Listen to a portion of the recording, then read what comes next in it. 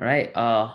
So how is everyone? Just like put a reaction in chat or just like reaction, I guess.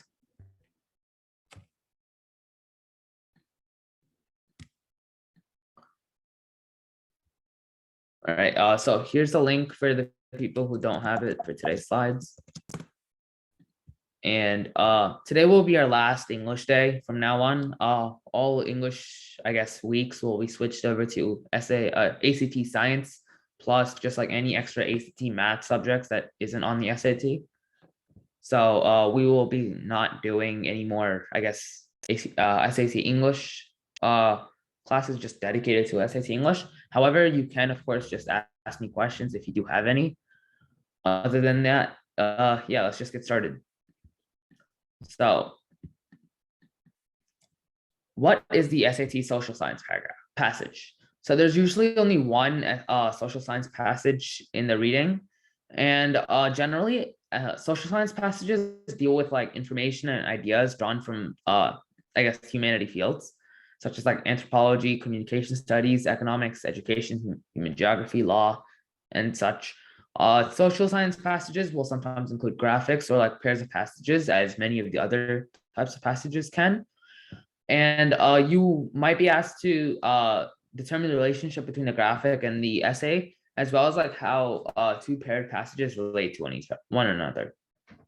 So some tips to do social science passages effectively. Do what you usually do to other types of passages. Like social science passages are quite literally the same as all the other passages. You're given information and you're supposed to answer questions from information in the passage. Stick to doing what you know works, and don't try like new strategies all of a sudden simply because it is a social science passage. So avoid rereading. Again, this is a time test, and you don't want to be rereading the passage multiple times in hopes of trying to understand a specific line or whatnot. And you don't really need a perfect understanding of every single line in a passage to answer the questions, because most of the questions will have like a general, I guess, tone in which you can figure out the answer to a question from the surrounding sentences of a passage as well. And read the opening blurb at the start of a passage. Again, like I said last week, the blurb gives you important, I guess, historical context to what you're reading. And that might help you, I guess, figure out what the passage is about. So for the recordings, I will get the link to the recordings 1 second. We don't have anything past class 7. I guess Srinivas forgot to put 8, 9, and 10. I will message him again today just to see if he could put it in. However, we only have up till class 7. This is the link for the recordings up till class 7. So we went over most of everything that we can with the SAT writing section. So at this point, we're just going to review it with a quick slide. So the format of the SAT writing section. So the writing language section is your second section of the SAT. Writing language together with reading makes up your verbal score, which is, I guess you could call it your English score. That is half of your SAT total score, with the other half being the math sections.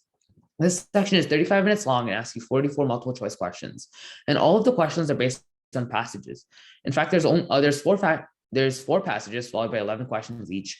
And these passages are sourced from the areas of careers, social studies, humanities, and science. Careers being fiction passages. So career passage, writing section does not have fiction passages, as I forgot. So careers, social studies, humanities, and science. Careers passages might discuss trends or debates in major professional fields like science, technology, or business. This could be, I guess, stories of entrepreneurs in, I guess, their journey to becoming successful. Social studies passages, again, draw from history, anthropology, philosophy, psychology, political science, or sociology. Humanities passages could feature an author or explore trends in literature or the arts, including like poetry and music. And science passages will focus on topics in earth science, biology, chemistry, physics, just general science passages. So some key points. There is no fiction passages in the SAT writing section. All the passages will always be nonfiction, usually from, I guess, the viewpoint of, again, as I said, an entrepreneur or just people relating to that topic that the passage is about. It will be nonfiction, explanatory, and argument based. And one or like more things will one or more of the passages will usually be accompanied by a graphic, like a chart, table, or a graph. One thing you need to know about the writing and language passages is that they're full of problems. These are purposefully put there in order to ask questions about them. And there will be errors with punctuation, word choice, sentence structure, and organization. And these multiple choice questions will like point to various points of the passages and ask you if and how each part should be fixed. To prepare for this section, you should study rules of grammar, usage, and punctuation, and practice just different practice from like the different passages that are available online. Or you can go to the website that I usually use. I'm pretty sure there should be writing passages somewhere on it. The website I use is Crack SAT. Here is the online version, which has passages for all of these. 1 second. SAT.net. This has a lot of reading passages as well as writing passages somewhere else in the site. So also again, remember the writing and language section makes up half your verbal score, which is half your total score. So it is really important. And the other part of the verbal score is your reading section. So yeah, we did go over basically everything that we need to for the verbal section. So just like any questions from what I've taught in the previous lectures, just like raise your hand or put it in the chat if you have any questions from what I've taught before.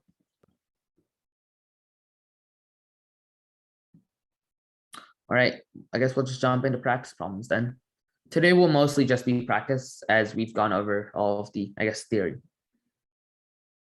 So here's a link to today's first English essay passage, I guess. Just go to that link and you will be taken here. I'll give you guys, actually, no, I won't give you guys a specific time. Just raise your hand after you finish. And after enough of you finish reading it, I will start doing it myself.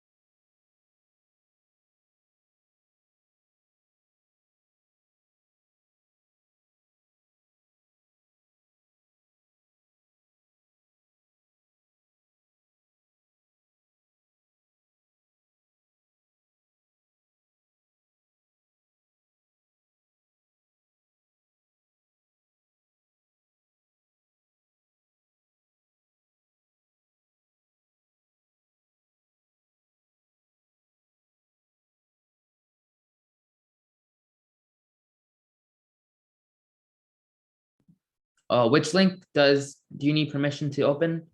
If it's the Google presentation, I'm not entirely sure why, because I took the version that doesn't need any, I guess, like the version that doesn't need any access to it. Here's the link again.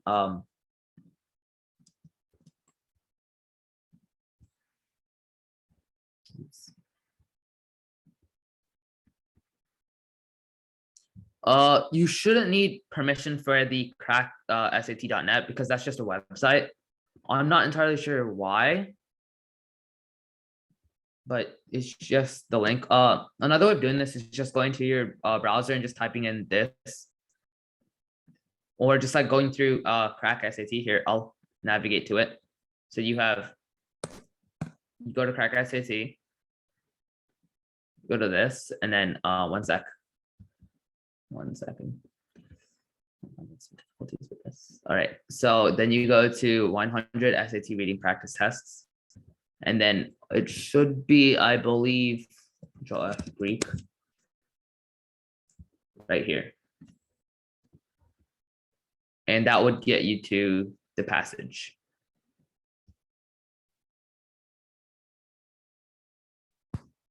All right,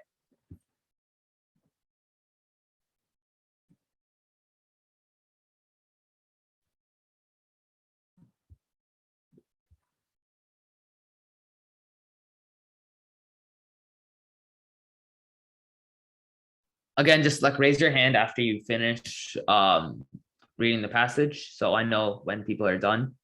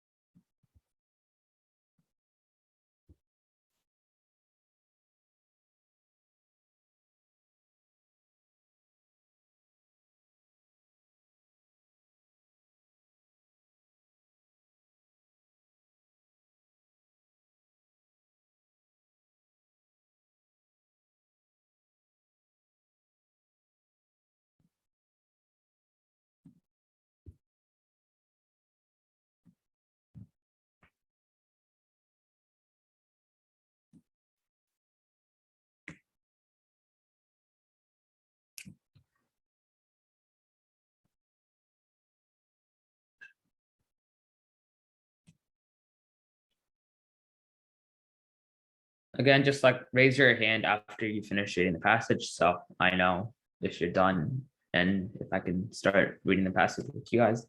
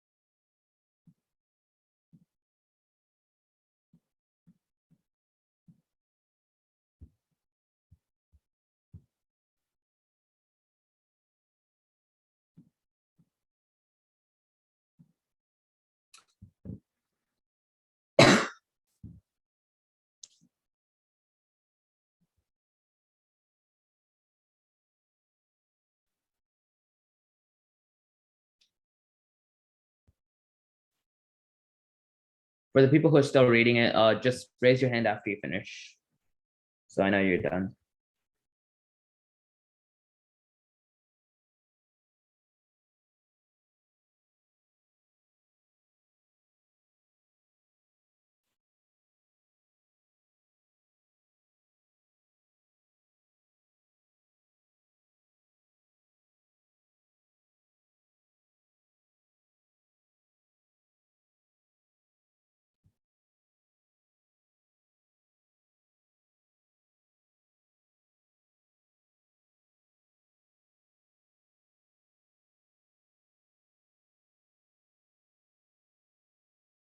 All right, we'll wait another 2 minutes for anyone else to finish, and then I'll start doing the passage.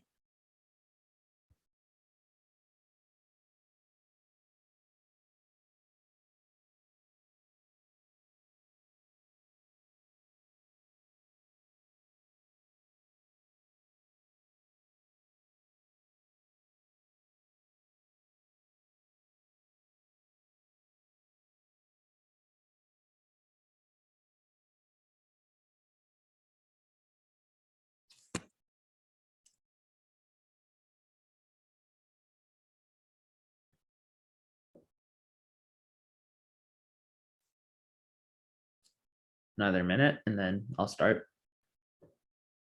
You guys can put your hands down now. I'll start in a minute.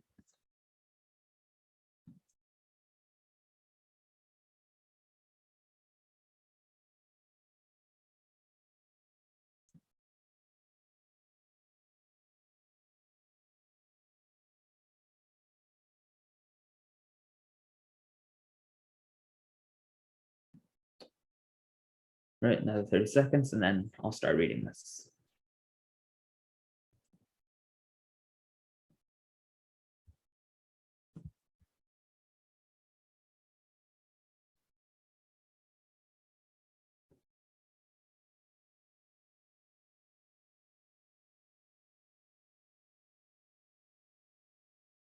All right. So passage 1 is adapted from Gardner's Art Through the Ages, 1991 by Harcourt Brace Jovenich Inc. Passage 2 is adapted from John Boardman's The Parthenon Frieze, Another View, 1977 by John Boardman. Both passages discuss the Parthenon frieze, a band of sculptures that once encircled all four walls of the Parthenon, a temple to the goddess Athena. The naos is the inner sanctuary of the temple. So first thing we can tell, the word naos is going to appear somewhere in the passage, and that should mean inner sanctuary of the temple. And they're both discussing Parthenon frieze, and I'm going to guess there's going to be some opposing viewpoint from John Boardman and Harcourt Brace Jovanovich. I butchered his name so bad. Anyways, so two things we can get from here: the word naos, which means inner sanctuary of the temple, is going to appear in there, and two different opinions from the two authors. So the inner iconic frieze of figures was seen from below in reflected light against a colored ground. It enriched the plain wall and directed attention toward the entrance of the temple. Through its subject is still a matter of scholarly dispute, the riddle of the Parthenon frieze. I'm not sure how else you could say that. It probably represents a Parthenic a procession that took place every 4 years when the citizens of Athens gathered in marketplace and carried the peplos, or robe, for the statue of Athena to the Parthenon. The robe was not for Phidias ivory and gold statue, but for an older archaic one, kept ultimately in the Erechtheion of the Acropolis. This is the first known representation of a non-mythical subject in Greek temple reliefs. So, first of all, we don't need to know. I'm gonna guess what the Erechtheion is, or what Phidias' ivory is. But anyways, so what we can tell is the frieze, F-R-I-E-Z-E, is to represent procession of carrying a robe of some sort, of carrying a robe of some sort. Srivasta, do you have a question?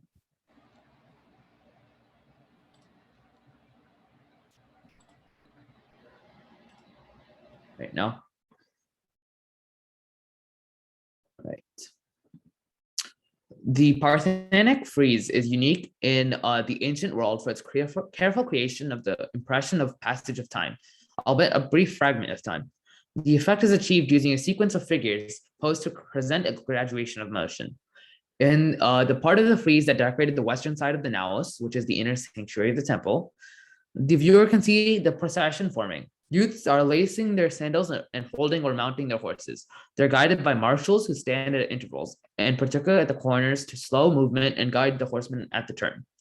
In the friezes of the two long sides of the naos, again, the inner section of the temple, the procession moves in parallel lines, a cavalcade of spirited youths, chariots, elders, jar carriers, and animals for sacrifice.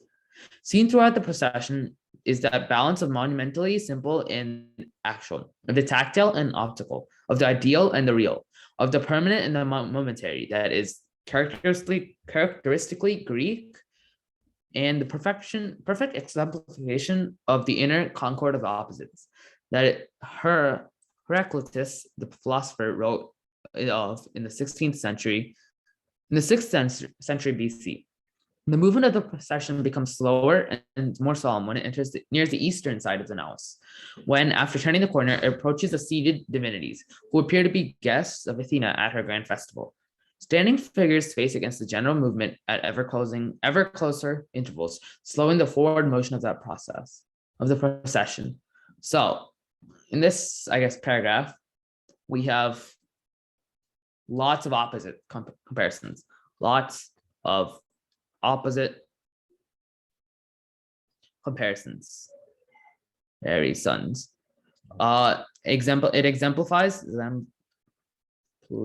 I can't spell. Exemplifies. I guess the procession in and of itself, the procession, going from young and I guess active or just young to old and Solomon. Solemn, Solemn. So it's like an opposite. You're going from young to old and solemn. So yeah. Passage 2.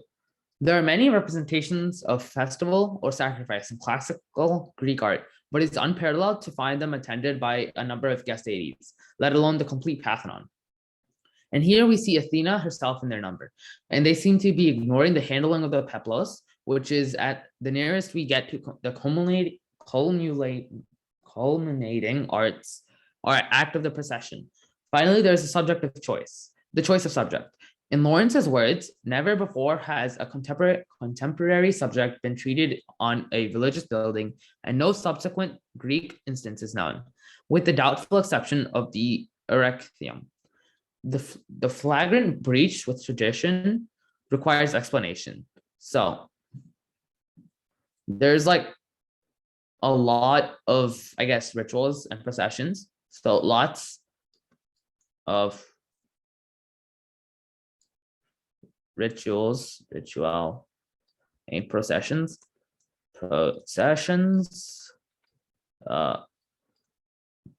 But this one is unique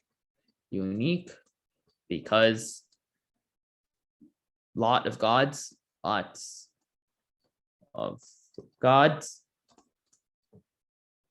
well as break from tradition, as well as a break from tradition.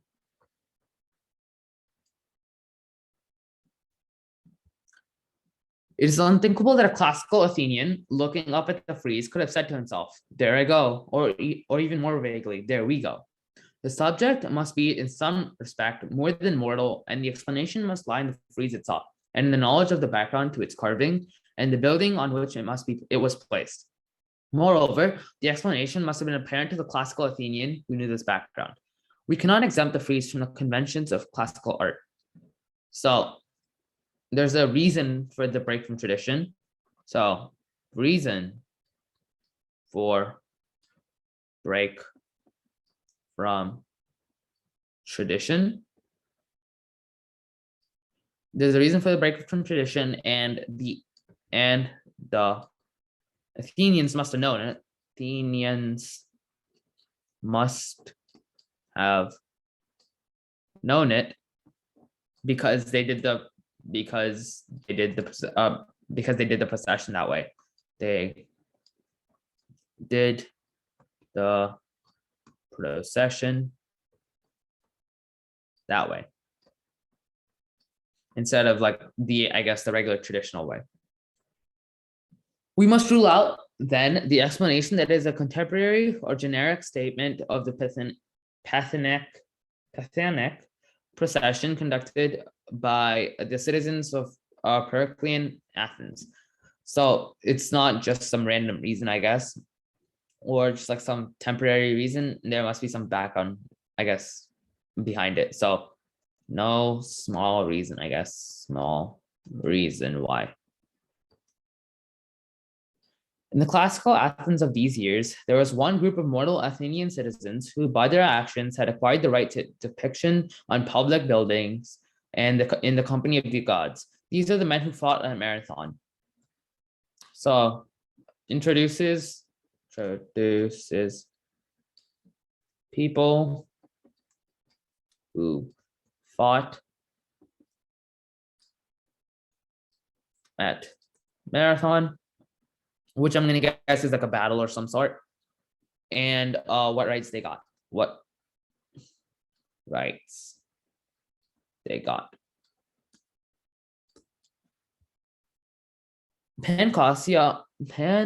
Pausanias tells us that the people of Marathon worshipped the Athenian men who died as heroes.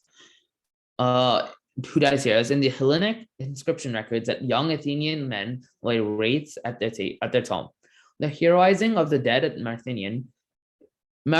Marathon is a fact that which cannot be called into dispute, and it was appropriate that they should have been celebrated on the Parthenon, in a position secondary to that of the purely divine and heroic subjects. So, reason why they got extra rights.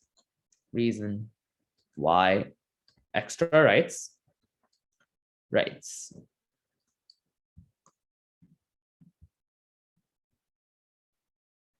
My suggestion is that the frieze shows the fighters of Marathon celebrating the prime festival of the goddess Athena on the temple dedicated to her as a thanksgiving for her aid at Marathon, and afterwards in a manner which indicates the heroic status of those who fell there. So I guess what he thinks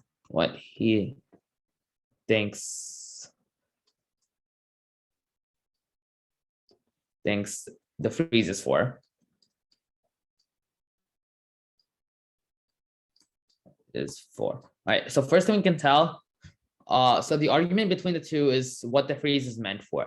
The first paragraph is says the frieze is for it represents like the procession of that happened every 4 years, while the other passage says that the frieze is to represent the fighters of Marathon, showing like their thanks for Athena helping them at the battle.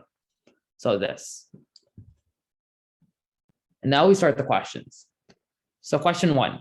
The author of passage 1 references a quote from Heraclitus, lines 29 to 35, primarily to 29 to 35.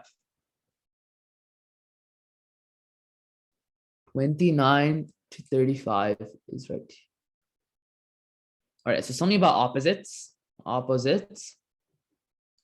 and balance, and because opposites.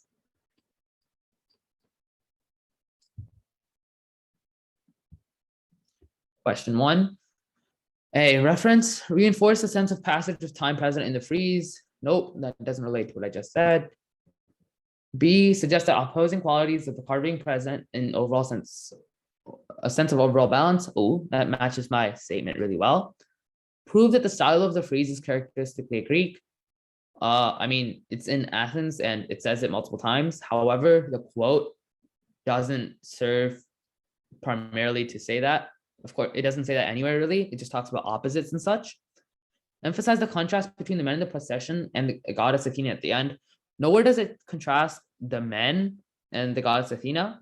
It just talks about different opposites and like how it's like balanced. So therefore, B must be our answer. Does anyone have any questions why I chose B and not any of the other three? No? All right. Question 2. Which of the following best describes the structure of passage 1? A purpose for the frieze is proposed. So 1 is B because 29 to 35. So 1 is B because someone asked a question about why is 1 B. So 1 is B because we have from here to here. And in this entire section, they talk about opposites. And the inner concord of the opposites is basically kind of like balance. Inner concord is, I guess, balance. You can interpret it like that. But mostly talks about opposites and like how it's like, oh wait, no. So it's the balance that is monumentally simple and the act of the monumentally simple and the actual. So it talks about balance here. This is where it talks about balance.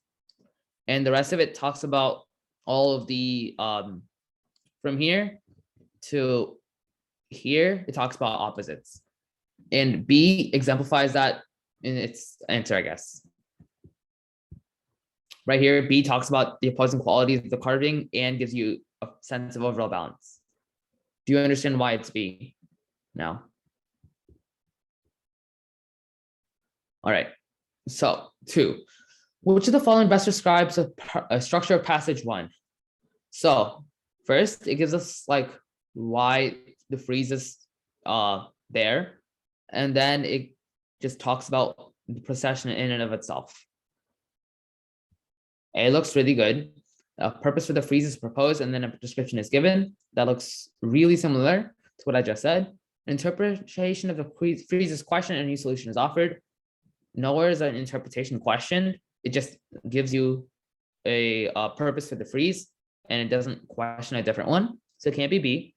A freeze is described in detail with emphasis on its unique qualities. No, that passage talks about what the freeze is meant for and describes the procession that it's meant for. A historical overview is given that helps explain the layout of the frieze. Nowhere does it explain the layout. Well, it does.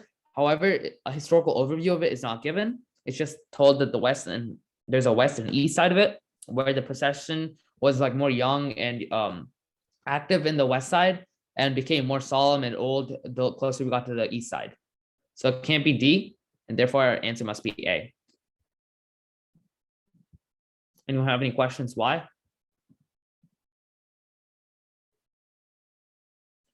So for number 2, it's not C because as you look right here, the only time where the frieze itself is described is right here in its entirety. This first sentence is where the frieze is described. Everywhere else, it just talks about what it's for. And the entire rest of the passage is talking about the procession in itself.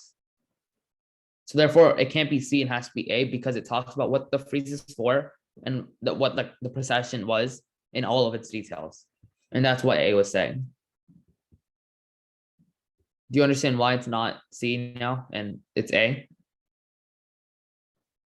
So question 3. As used in line 44, unparalleled most nearly means 44. All right, right here. Right here. So from the context clues, it should mean like something never done before. Never done before.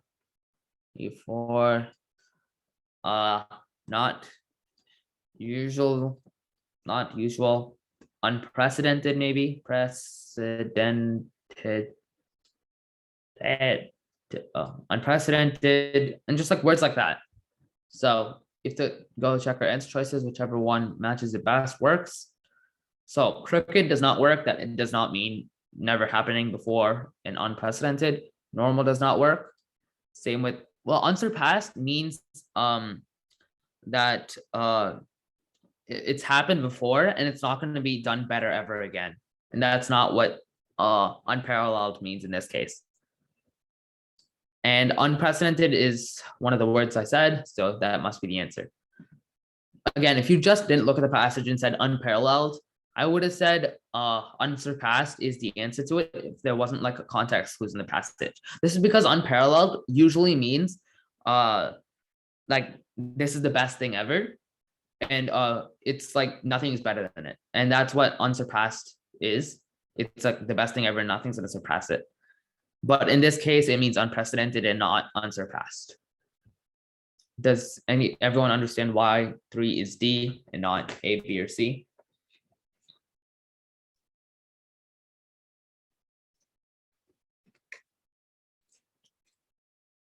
All right. So question 4, the first 2 passages of passage 2 primarily serve to, right? First 2 passages. I remember there were like something like why it's not what people usually think it is or something like that. So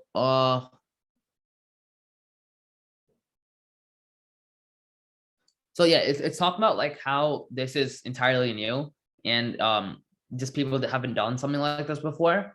So I have to look at the answer choices to see which ones would make sense. Reject the idea that the frieze depicts the Parthenic procession. Well, not really, no, because nowhere does it say. It just rejects the idea that the frieze depicts the procession. Peplos. Yeah, nowhere does it say that the frieze does not depict the possession. It doesn't reject that idea. B, argue against the idea that the frieze represents the passage of time. Again, nowhere does it talk about the passage of time here. And it doesn't really reject it either. Again, remember, this is to primarily serve. So even if it does do something similar to it, that's not its primary purpose. Suggest that the frieze represents the heroes of Marathon. That the second passage does do that. However, it only does that at the end, like after here. And nowhere does it do in the first two paragraphs. So it can't be C. And again, by process of elimination at this point, I would choose D. However, so outline problems in the traditional sense, in the traditional interpretation of the frieze, and that's what it does. It talks about it just talks about problems seen in the entire thing, such as seem to be ignoring the so the problems right here. And like this. So it just talks about problems in the interpretation. And that's why it has to be D. So the reason it can't be A is that nowhere does it reject that the frieze depicts the Parthenic procession. Like nowhere in here does it straight up just say it is not the Parthenic procession. No, it just outlines problems why it couldn't. Why like it outlines stuff that isn't obvious on the outside. It says like stuff like you were ignoring some stuff and perhaps there's another reason, but like it doesn't say. So what I'm trying to say is these two paragraphs don't serve entirely just to reject the, I guess, the option that the frieze could be the Parthenic procession. And that's why it can't be A, because that's not their main thing. Their main thing is that they're just outlining problems in previous assumptions about the frieze.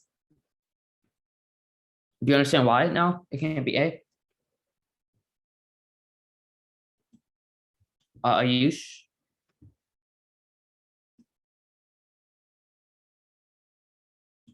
All right. Question 5. As used on line 59, mortal most nearly means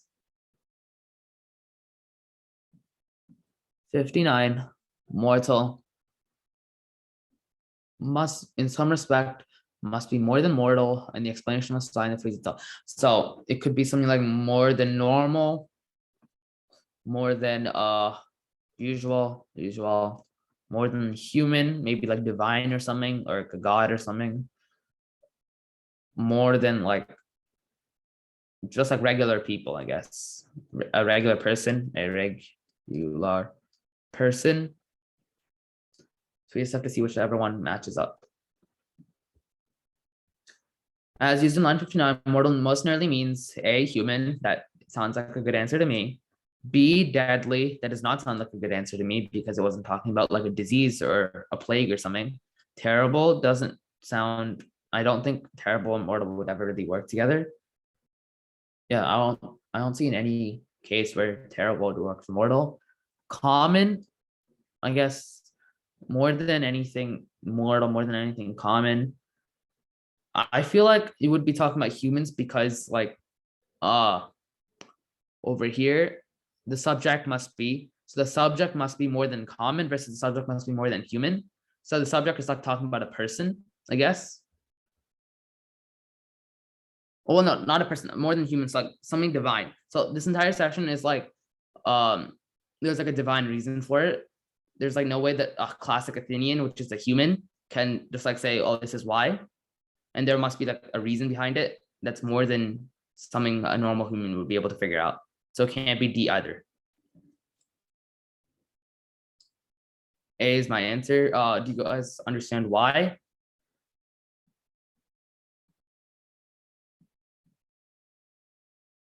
Anyone have any questions about why it's A and not B, C, or D?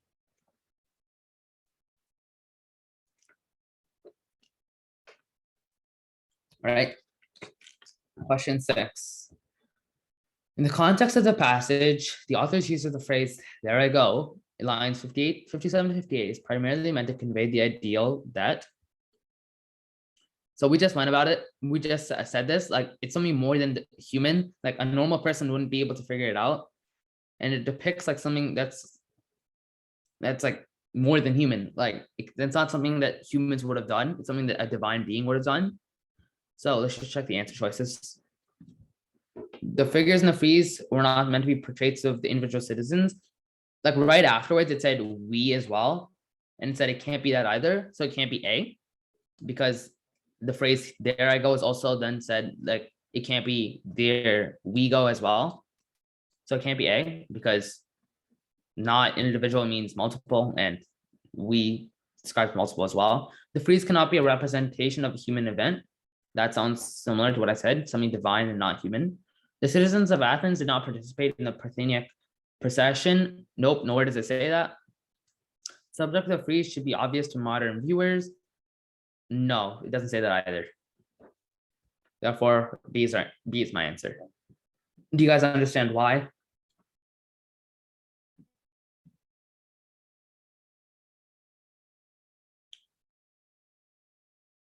Any questions about why 6 is B and not A, C, or D?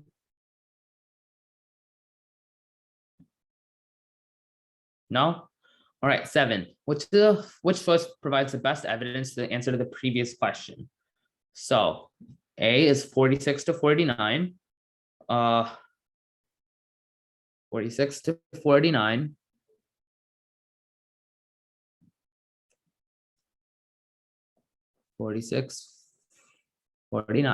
So it doesn't really talk about, I guess, the frieze and why it's more than human and not like something that humans would have done. It just talks about how Athena is one of the people in the procession, I guess, is watching the procession or something.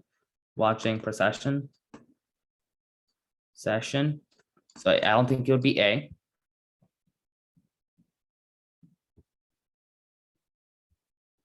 B, 54 to 55. The flagrant explanation. Okay, so 54, 55. The flagrant breach with the tradition requires explanation. That again, that doesn't talk about why it's not human, and instead, I guess, something more than human. That just talks about the problem that there's a problem with the fact that it breaches tradition, and you need an explanation for it. So it can't be B.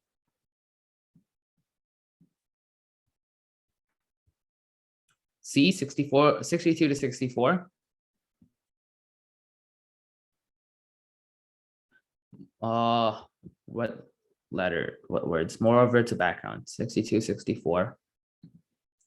Moreover to background. So this just says it has to be apparent to the Athenians that like there's a reason for this. So that doesn't really work. That just tells us that like there's a reason, and the Athenians would know about it because it had to be apparent for them to break tradition. So it can't be C. And then D, 66 to 69. So we must rule that out then up till I'm guessing Athens. And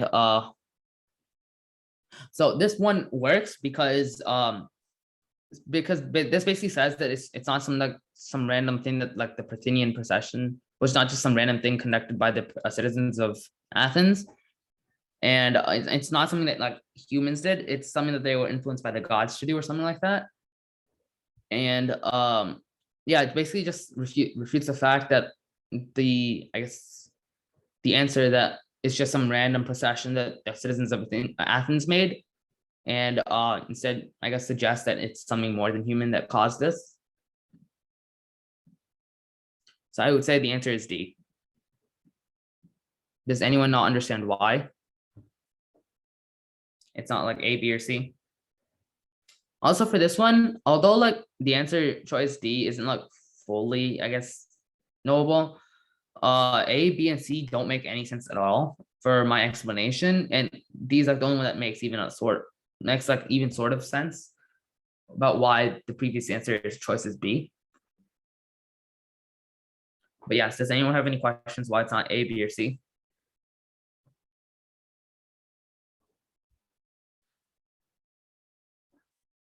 All right. So the author of passage 2 would most likely argue the youths described in passage 1 are 21 youths. So right here. So this feels like some like war is happening. And like they are like gearing up for a war. They're getting like their sandals on, they're mounting the horses in order to charge at the enemy. And the only real battle that's talked about is, I believe, like, what's the name of the battle? Something about with an M, Marathon. Yeah, the battle at Marathon. So I feel like the answer choice would be something like that. Again, so the youth being depicted, I would say they are the people at Marathon because they're gearing up for war. And that sounds like a good answer for this one. So yeah. So citizens of Athens from around the time the Parthenon was built. No, not really. No, it doesn't really talk about any of this, like why these guys would be there. Athenian men who died at the battle at Marathon. That sounds like a good answer.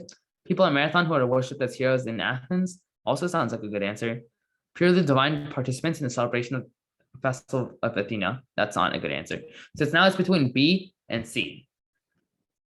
Now we go back and look at it again. So what does it talk about with the young people at there? Youths holding their sandals, all right, to slow guide the turn. All right, they go around the processions and become slower, more solemn. It approaches facing forward. All right, this one is a tough one. I'm gonna think about it real quick. It's a B or C.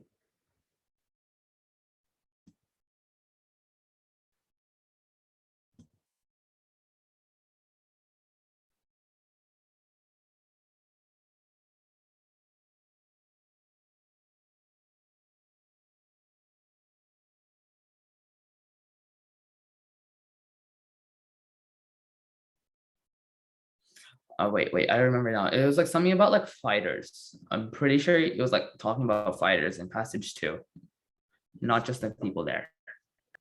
The fighters celebrating the Athenian men who died as heroes. Okay, so I would say the answer is B simply because C is a bit more general. It talks about every single person who was there. And nor does it really say every single person was worshipped. It's just like people who died at Marathon. So the answer is B. Do you understand why?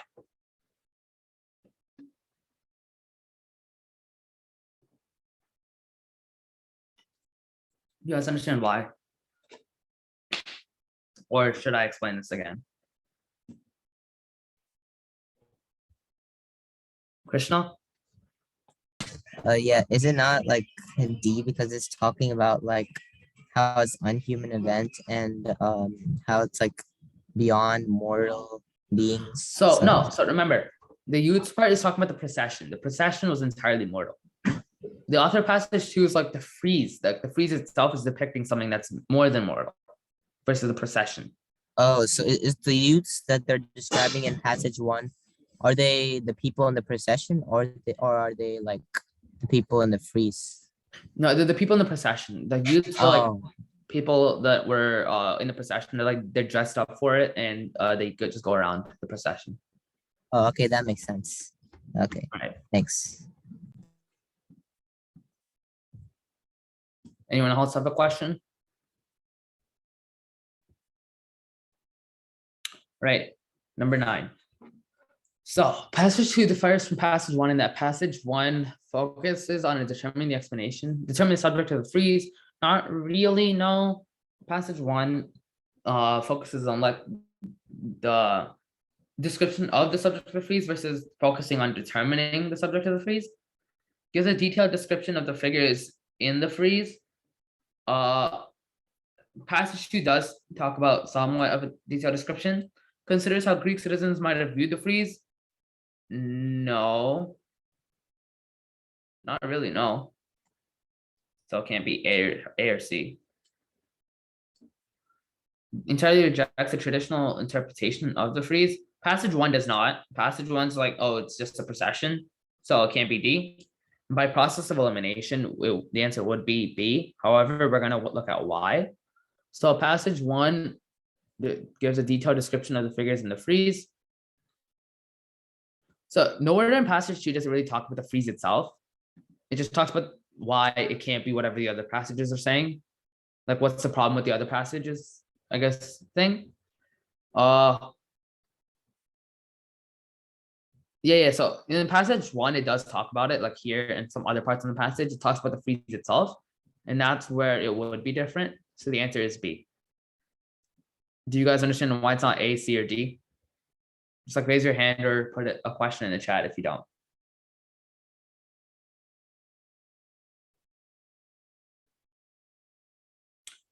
All right.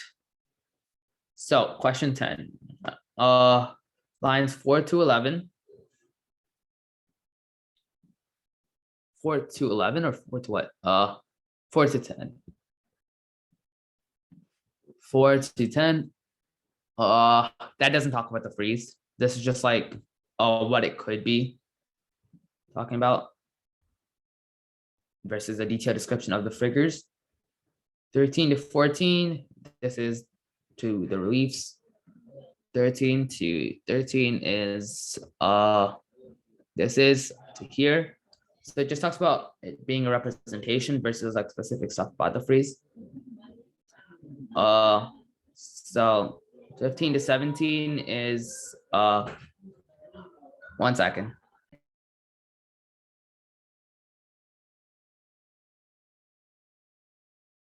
One second. People came over to my house. 1 second.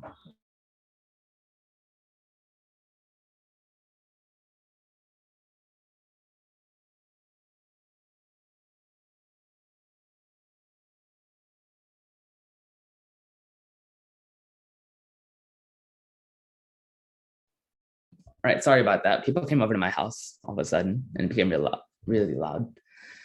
Anyways, so 13 to 14 doesn't work because it doesn't really talk about the frieze of its in and of itself. 15 to 17, the Parthenic frieze up till time. So 15 to 17 is right here.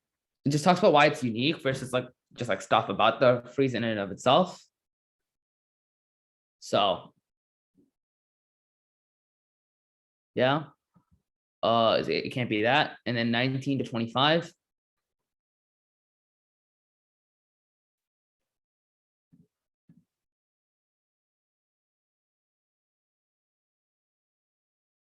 So 19 to 25. Okay, so apparently I answered the previous question. The reasoning I told you why it wasn't D is wrong, but this does describe the frieze of itself. So the answer to this one is D. However, the reason it's not D for question 8 is because they're not all divine figures.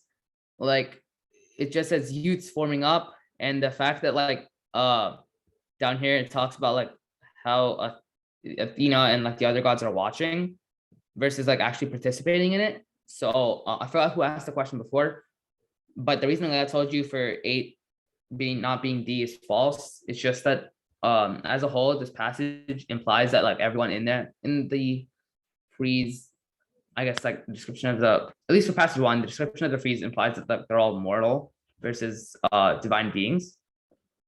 And yeah, at lines 19 to 25, it gives us a detailed description of the figures in the frieze. Anyone have any questions before I submit this? And I can explain why not, why something that, or why not. So 15 to 17. So 15 to 17 just says that they're unique. It doesn't talk about the frieze itself. Frieze is not talked about. It just talks about how it's like unique and it's careful for creation, all of that. It doesn't talk about like the specific stuff within the frieze, which is what this is saying. Does anyone else have a question? Just like raise your hand or put it in the chat.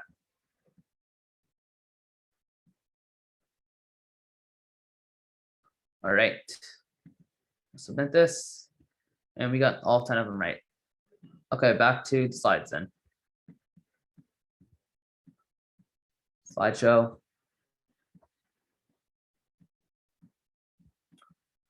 I'll give you guys 2 minutes to do this. And then I'll do this myself.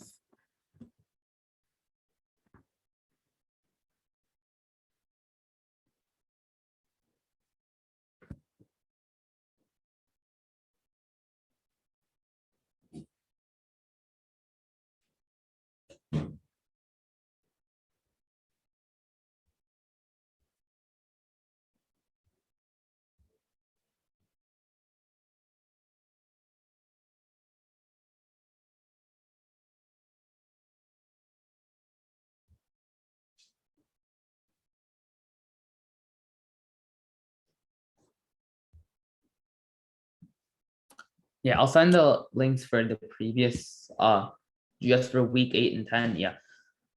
Here's the links for the slides for week 8 and 10. All right. 1 second.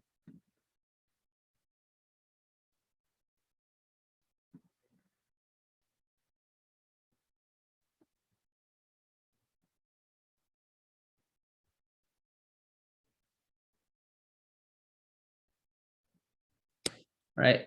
So here is the link to, I believe, class 8 for the person who was asking, and I'll send class 10. Just 1 second.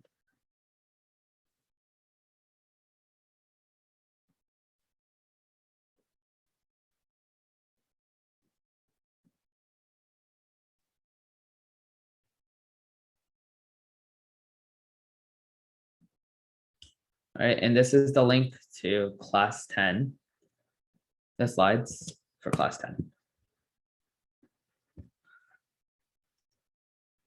All right, I'll give you guys another minute to do this problem.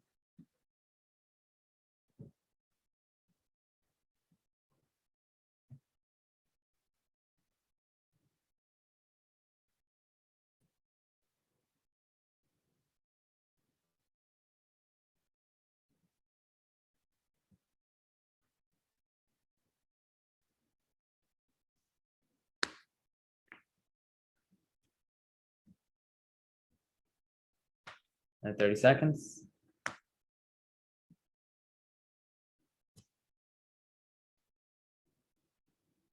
Just like put your answer in chat so I know if people got them right or wrong. This question right or wrong.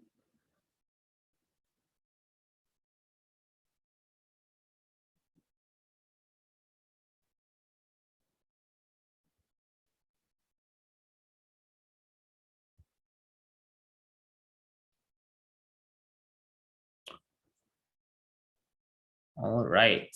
So I will say this right now. So I would say maybe 60% of you got it right. The other 40% of you got this wrong.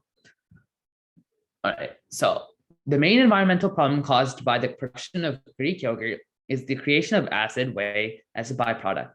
Because it requires up to 4 times more milk than to make it conventional yogurt does, Greek yogurt produces larger amounts of acid whey, which is difficult to dispose of.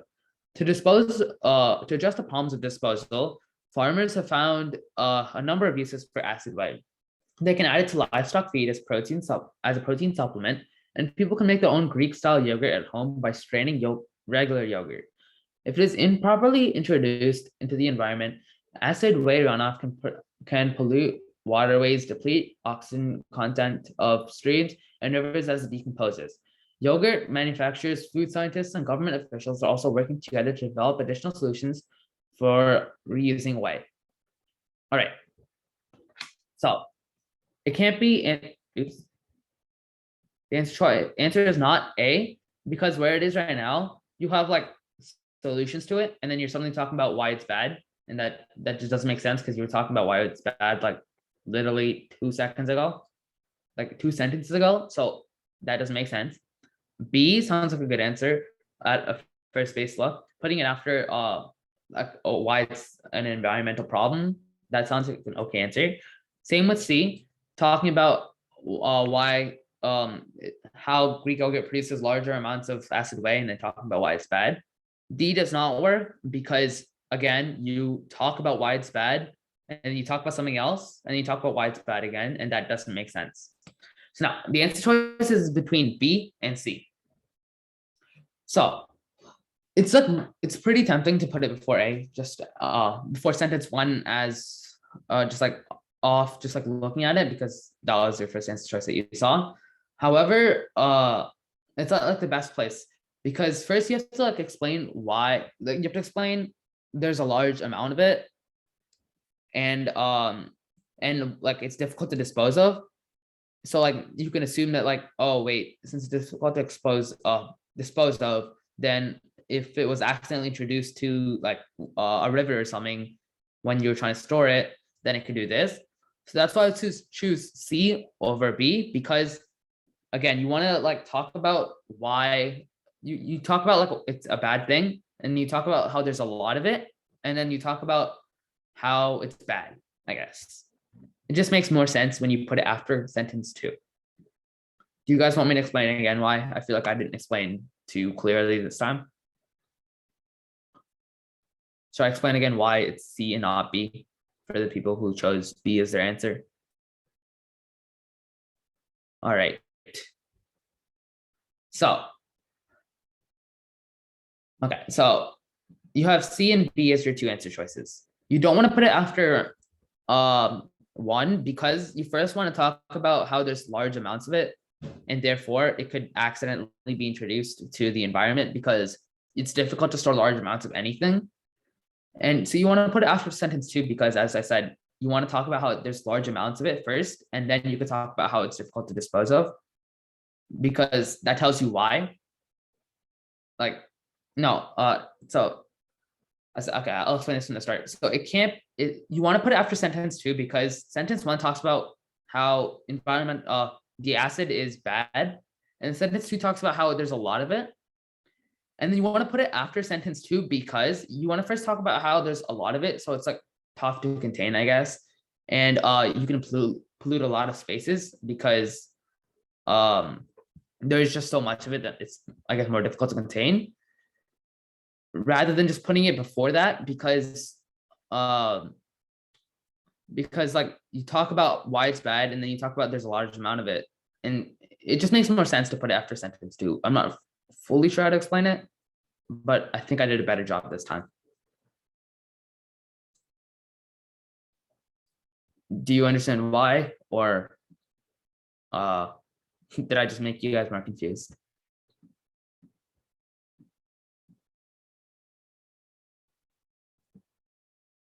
So like raise your hand if you still have a question and ask me like why you think it's B versus C, I guess.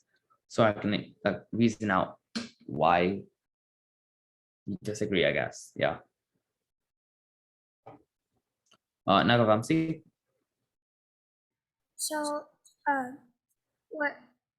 So like, I just see, uh, but like this is I chose C. I just accidentally clicked the reaction. Mm-hmm.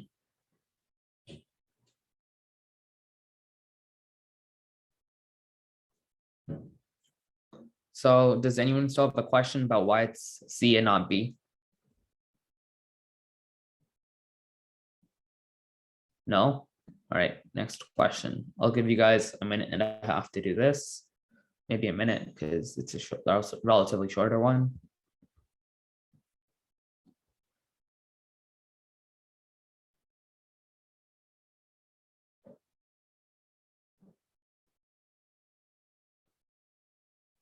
Wait, I think I didn't highlight some part. So the part you're supposed to change right here is, I don't know why it got unformatted, but you're supposed to change that.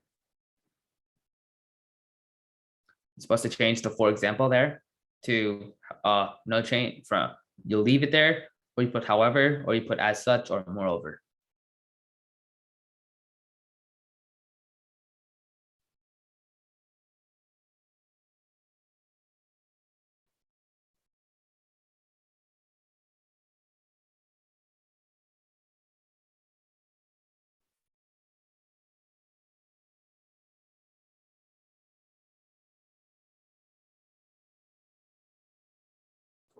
Right, another minute.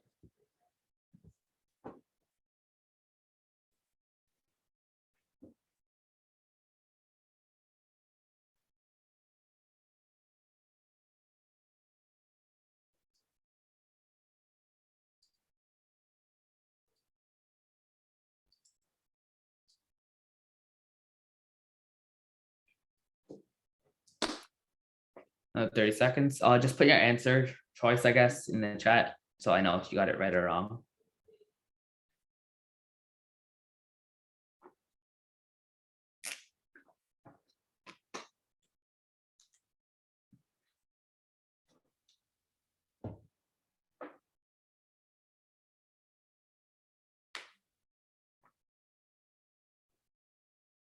All right, so I see a lot of different answers with people getting at least one or two people got every single answer.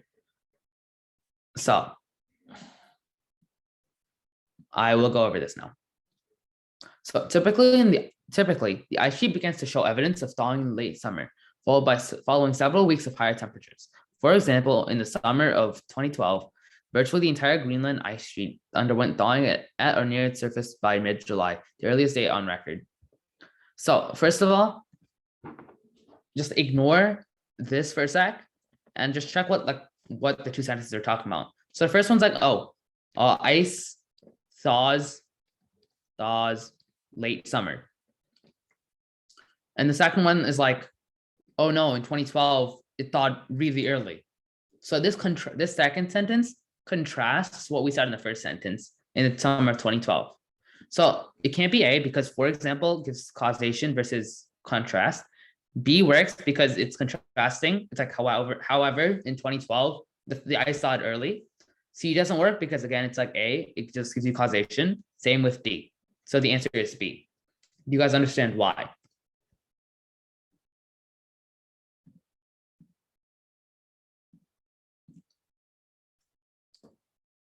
Do you guys understand why it's B? Just like raise your hand if you have a question.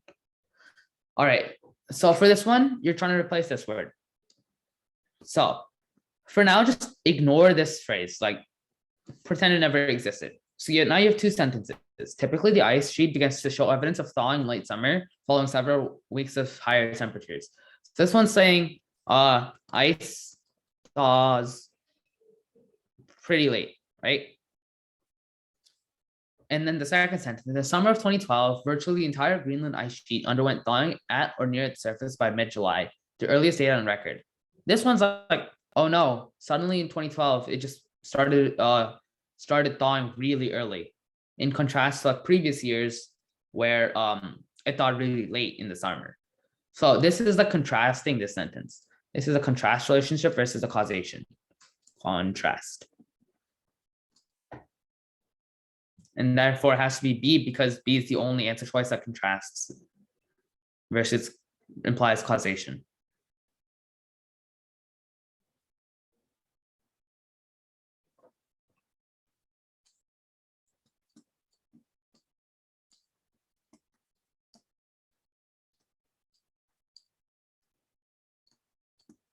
Do you guys get it? Or if not, just like raise your hand or put a question in the chat if you don't understand why.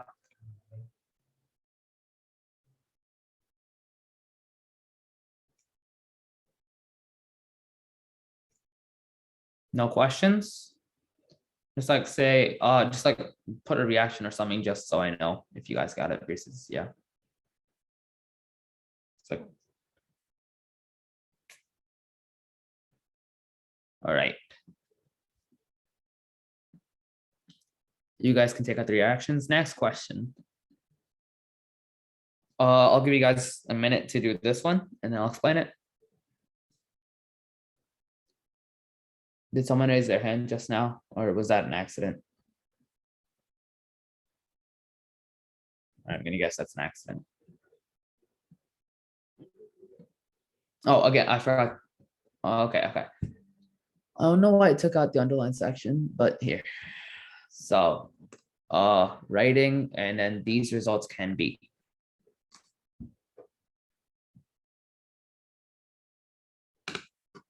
Again, for this one, there's only two sentences, so I guess that could be given, but like, yeah.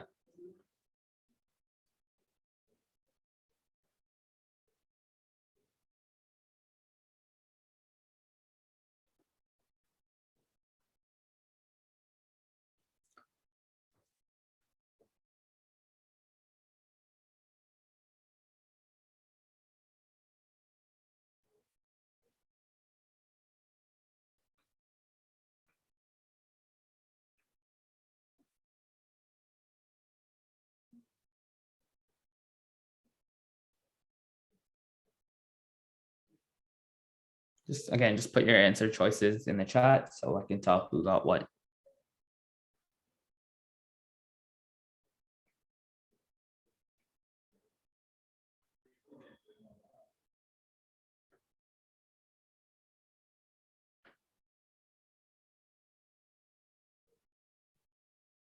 Another 30 seconds and then I'll do it myself.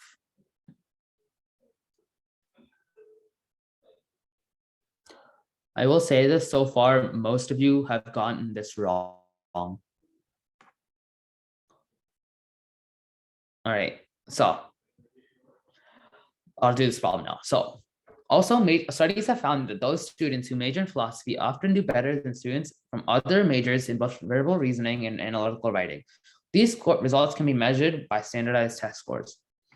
So first of all, when you look at the sentence, you understand that like there is no results mentioned at all from here to here. And what we do have like is information that like students who major in philosophy do better, perform better, but this better performance is not really like a result. So it isn't like a goal reach after like a specific course of action or like some test or something happened. In other words, like philosophy students perform better, but they didn't study philosophy in order to do better. This means that like B and D are out because although there is so it doesn't mean that they didn't study philosophy students to get better test scores. Instead, there's just a correlation between them studying philosophy and getting better test scores. Answer C is wrong because D also is just doesn't work because it points to the standardized test scores being another data point comparison versus like being the only point of like data telling that they get better test scores, I guess. Therefore, the only answer is A. B and D get crossed out because these imply that the better test scores are because they study philosophy versus that like philosophy students just do better on standardized testing. And then C is out because it implies that there's other, I guess, data points telling that, oh, these guys have better verbal reasoning and analytical writing. But in this case, there's only one, I guess, evidence being provided. So do you guys understand why it's A and not B and D?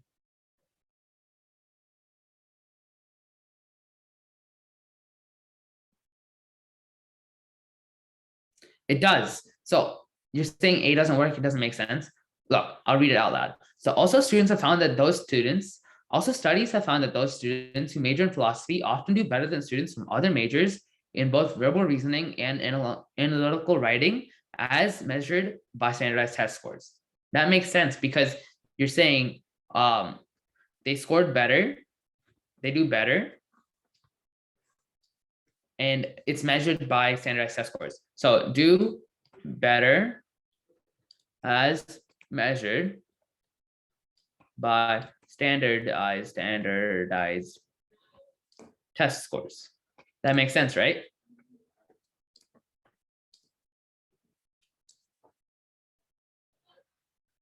Does it still not make any sense? Just like raise your hand so I can unmute you, or just ask the question.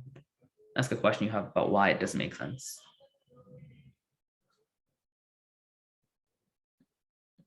All right, anyone have a question why it's A and not B, C, or D?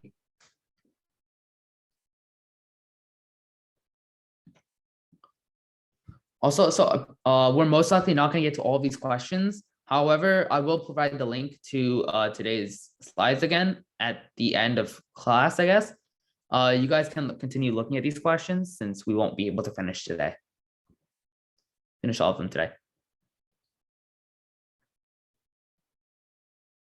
I'll give you guys a minute to do this one.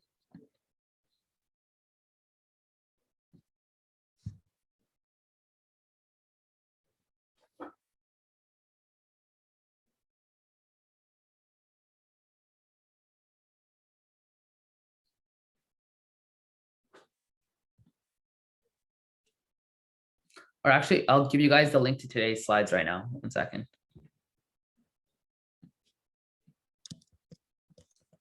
That should be the link to today's slides. Let me just double check. Yep.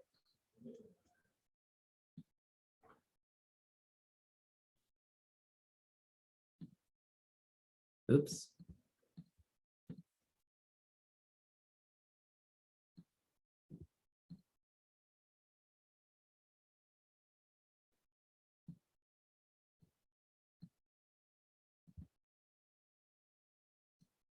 And I'll give you guys another 30 seconds. Just like put your answers in the chat so I can see.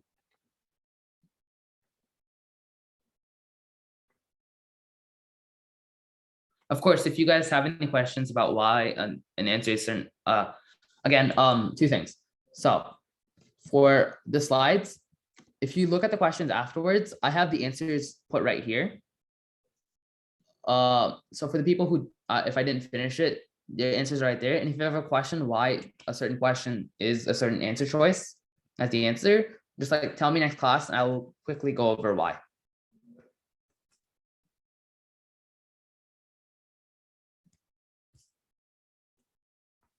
Again, for the people who saw it, for this one, the answer choice is A, and I'll explain right now.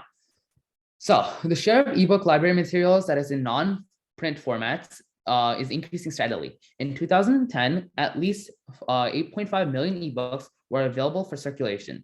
At point 1, the author is considering adding the following information: ebooks, audio, and video materials, and online journals. Which should the writer make this addition here? A, yes, it provides, because it provides specific examples. That sounds like a good answer to me. The ebooks and all of this being non-print formats. So A sounds good. It illustrates the reason for increase in mentioned in the later in the sentence. No, it does not. We don't know this. Like, again, don't bring in outside information, I guess, other than the fact that they are that.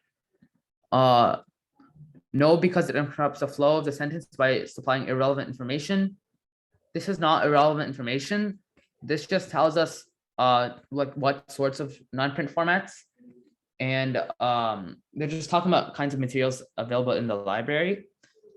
D, no, because it weakens the focus of the passage by discussing a subject other than the librarians. It isn't even talking about the librarians. This one's talking about the non-print formats. So therefore D can't be the answer and A is our answer. Does anyone have any questions? Just like put your question in the chat or raise your hand so I can answer.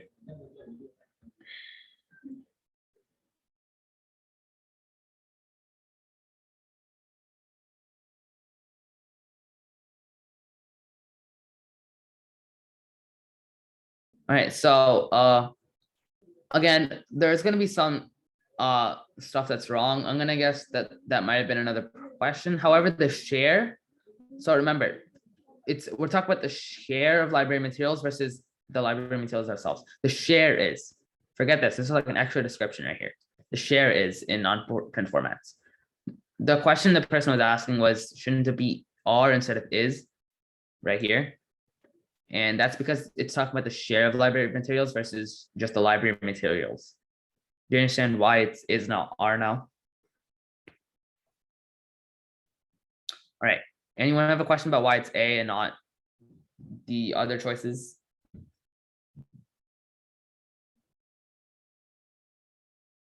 No? All right. I'll give you guys a minute to do this one.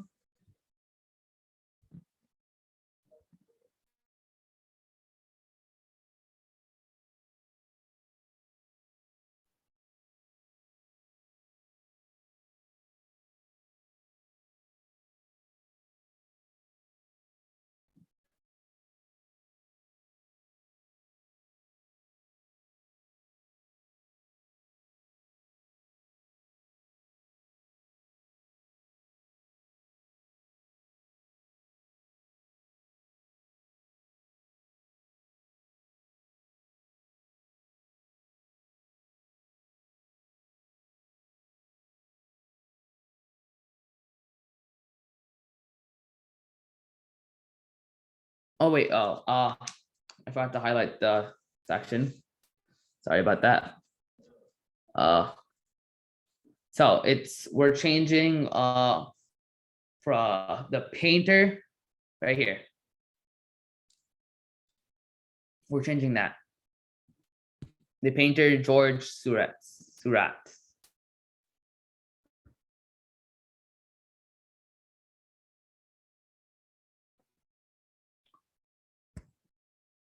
All right, I will say again, right now, the number of correct answers to incorrect answers is 50-50.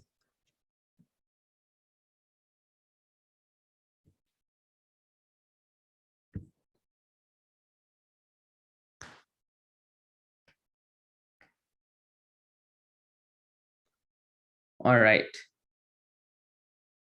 So the first time I visited the Art Institute of Chicago, I expected to be impressed by its famous large paintings. Instead, I couldn't wait to view the painter George Seurat's 10-foot wide a Sunday afternoon on the island of La Grande Jatte in its full size. So, basically, we are trying to check if we put the comma here, and if do we need another comma afterwards. So, first of all, the name George Seurat right here is essential. And the only time where you put two commas right there is when so you have blah blah blah and blah blah blah and blah blah blah. You only put two commas there when this part is not essential. Like the paragraph functions the same way when you have it as well as when you don't. So therefore, A can't be right. Now, so then B and C, so you either need both of them to have something or you don't. And George Seurat is a modifier of painting. And when you have a modifier, you usually want a comma or a semicolon or or a colon. Or what am I saying? Whatever. You just need something to around the modifier, and you can't just have one on either side. You either need both of them or nothing. And since we already said that you can't have two commas around a critical modifier, which is needed for the sentence to make sense, it can't be A, it can't be B, and it can't be C. Therefore, it has to be D.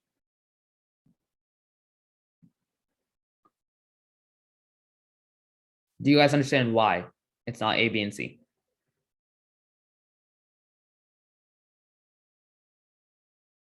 So it's not C because you can't just have one comma here when you're modifying something else. Like when you have a modifier, I'm gonna clear this out real quick. George Seurat is modifying painter. So in this case, you can't have just one comma surrounding a modifier. You need either two or you need none. And you can't have two commas because so the only time where you can have two commas is when you have blah blah blah, comma, blah blah blah, comma, blah blah blah. So the only time where you can have two commas is when the section right here is in, like, you can remove this section and this part to this part still makes sense. In this case, if you were to remove George Seurat, this sentence doesn't make sense anymore. Therefore, it can't be A, can't be B and C because you can't just have one there in this case. So it has to be D. Do you guys understand why now?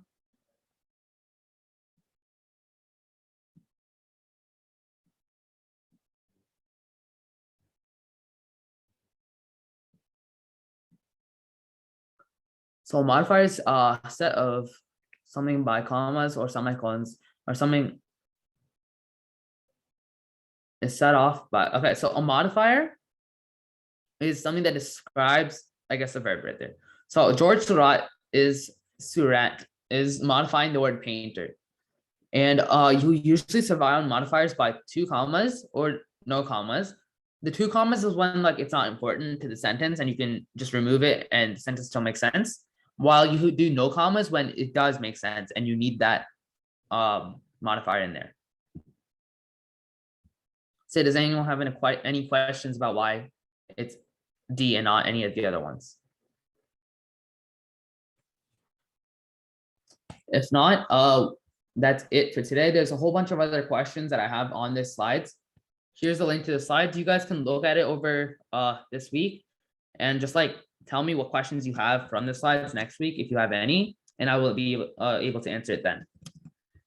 For next class, we will be doing math again, ratios, rates, proportions, percentages, and units. And yeah, that's it really. See you guys next class.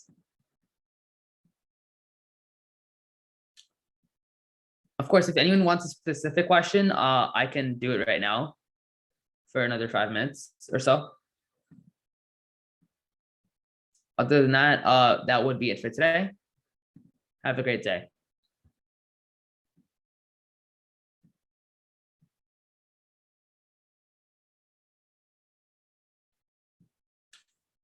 Right, if no one has any questions, I will end the meeting.